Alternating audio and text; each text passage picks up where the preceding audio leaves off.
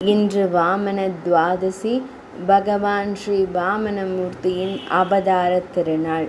பரமபுருஷ பகவானின் முக்கிய அவதாரங்களில் ஒன்றான வாமன அவதாரம் மிகவும் சிறப்பு வாய்ந்தது என்று அனைத்து மகான்களும் கூறியுள்ளனர். அசுரர்களிடமிருந்து தேவலோகத்தை மீட்டு மீண்டும் தேவர்களிடம் ஒப்படைப்பதற்காக ஒரு பிராமண சிறுவனின் வடிவில் பகவான் தோன்றினார். வாமனர் என்று அறியப்படும் போது அவரது அவதாரத்தின் சில முக்கிய சிறப்புகளை இங்கு காணலாம். கதை சுருக்கம். தேவலோகத்தை மாமன்னர் மகாபலி சக்கரவர்த்தி கைப்பற்றுதல். அமரத்துவம் அடைய விரும்பிய தேவர்களும் அசுரர்களும் திருப்பார்கடலை கடைந்து அமிர்தத்தை வரவழைத்தனர். பகவான் ஸ்ரீ மகாவிஷ்ணு மோகினி அவதாரம் எடுத்து அமிர்தத்தை தேவர்களுக்கு கிடைக்கச் செய்தார். அதன் பின்னர் ஏற்பட்ட போரில் தேவேந்திரன் தலைமையிலான தேவர்கள் வெற்றி பெற அரசர் பலி சக்கரவர்த்தியின் தலைமையிலான அசுரர்கள் தோல்வியுற்று மரணத்தின் அருகில் சென்றனர். பிருகு வம்சத்தில் பிறந்த சுக்ராச்சாரியார் பலி மகாராஜரிடம் இரக்கம் கொண்டு அவரை மீண்டும் உயிர் பெறச் செய்தார்.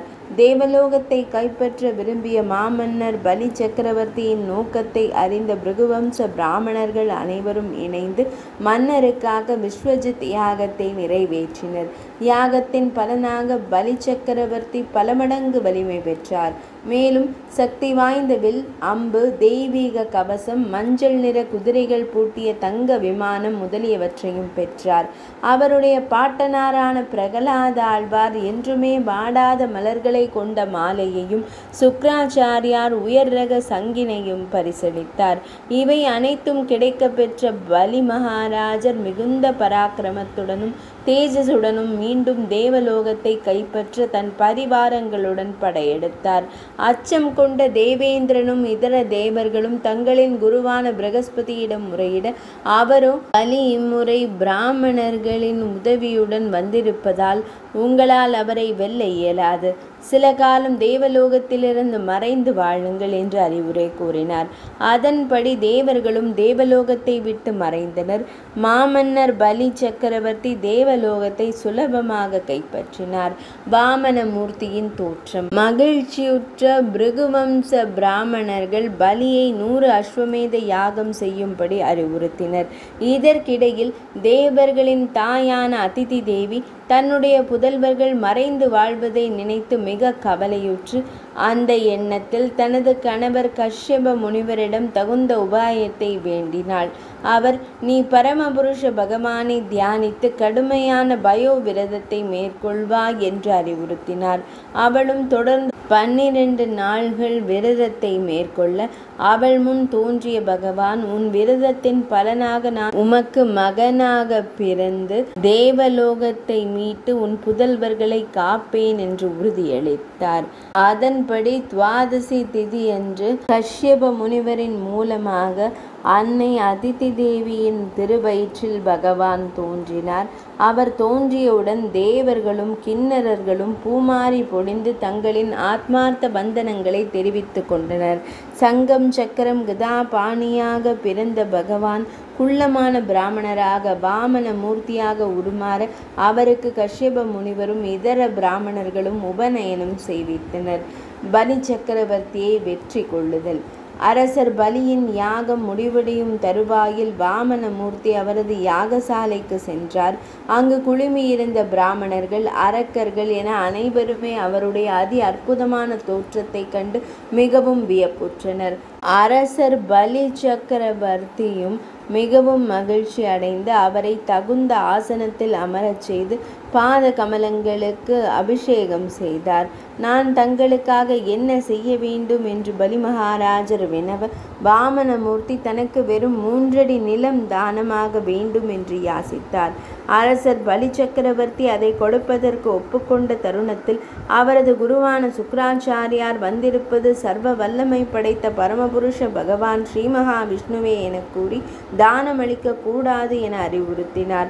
ஆனால் தான் கொடுத்த வாக்கினை காப்பாற்றுவேன் என்று கூறி வாமனமூர்த்திக்கு தானம் கொடுப்பதற்கான சடங்குகளை நிறைவேற்றினார் பலி சக்கரவர்த்தி. உடனே வாமனமூர்த்தி தன் சிறிய ரூபத்தை பன்மடங்காக பெருக்கி தனது ஒரு பாதத்தால் கீழ் உலகங்களையும் மற்றொரு பாதத்தால் மேல் உலகங்களையும் அளந்தார்.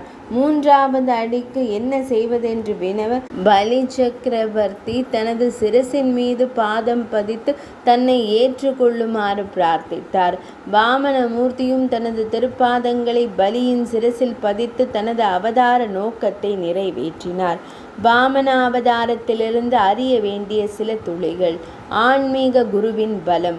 அசுர குருவான சுக்ராச்சாரியார் மாமன்னர் பலி இறந்து கிடந்த நிலையில் அவரை மீண்டும் உயிர்ப்பித்து தேவையான அனைத்து வலிமையையும் வரவழைத்தார். ஒருவனது சுய வலிமையை விட ஆன்மீக குருவின் ஆசியும் கருணையும் மிகுந்த சக்தி வாய்ந்தது என்று இங்கு ஸ்ரீல பிரபுபாதர் விளக்கமளிக்கின்றார். நம்முடைய ஆன்மீக முன்னேற்றத்திற்கு நாம் நமது குருவின் கட்டளைகளை பின்பற்ற வேண்டும். தேவேந்திரனும் இதர தேவர்களும் பிரகஸ்பதியின் கட்டளைக்கு இணங்க தலைமறைவானதைப் போல நாமும் முழு மனதோடு குருவின் கட்டளைகளை பின்பற்ற வேண்டும். ஆன்மீக குருவை நிராகரித்தல்.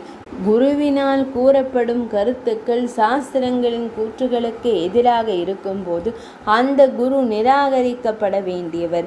இதனை நாம் மாமன்னர் பலியின் செயல்களில் இருந்து காணலாம். ஒருவர் தன்னிடம் உள்ள அனைத்தையும் முழுமுதற் கடவுளான ஸ்ரீ மகாவிஷ்ணுவிற்கு அர்ப்பணம் செய்ய வேண்டும் என்று சாஸ்திரங்கள் கூறுகின்றன.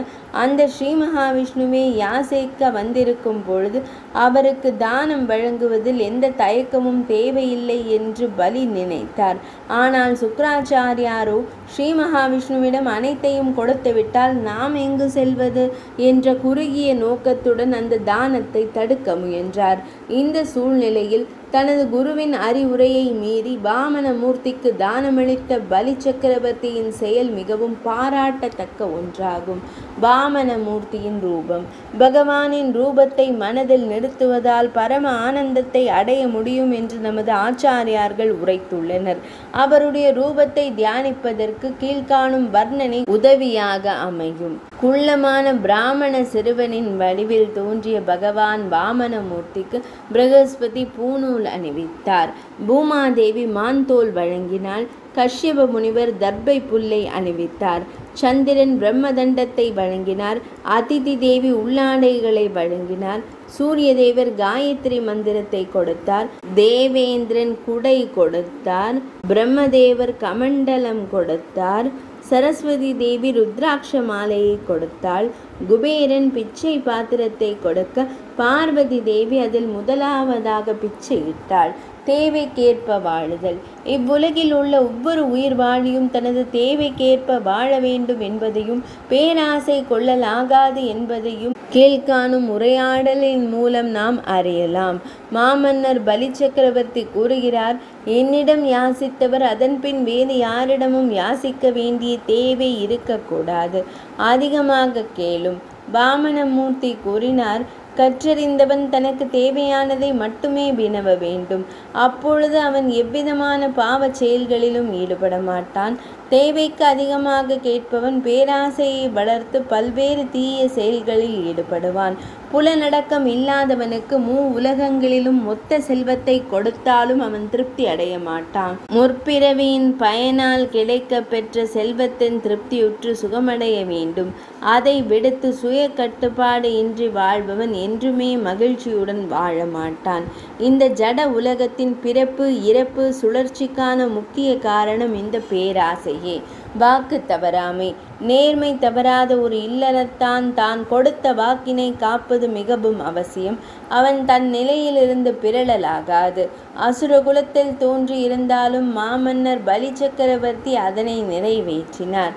வாமன துவாதசி அவதார கதை இனிதே நிறைவடைந்தது.